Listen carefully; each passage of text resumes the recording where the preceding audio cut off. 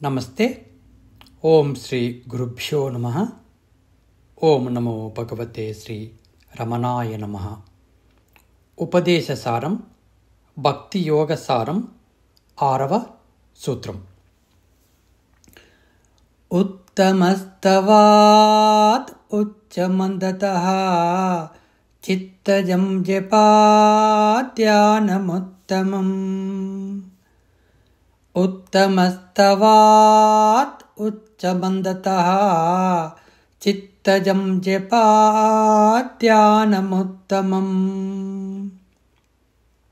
ఉత్తమస్తవాత్ ఉచ్చమందతః చిత్తజం జప ధ్యానముత్తమం.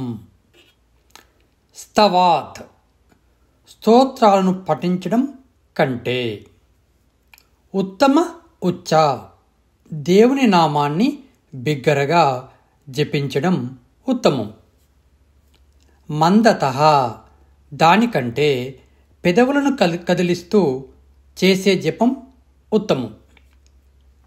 చిత్తజం వీటికంటే మనసులో చేసే జపం జపధ్యానం అనగా మానసిక జపం ఉత్తమం, ఉత్తమమైనది.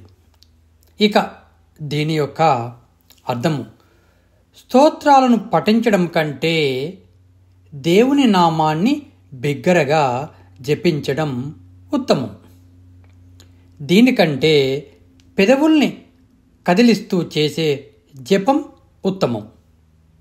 దీనికంటే మనసులో చేసే జపం అనగా మానసిక జపం ఉత్తమమైనది.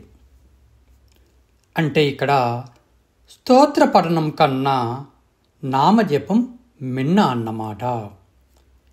ఇక ఉచ్చ మంద జపాల కన్నా చిత్త జపం మిన్న. ఈ చిత్త జపాన్నే మానసిక జపం లేదా జపధ్యానం అని అంటారు. ఈ సూత్రం ద్వారా మానసిక జపం ఉత్తమం అని తెలుసుకున్నాము.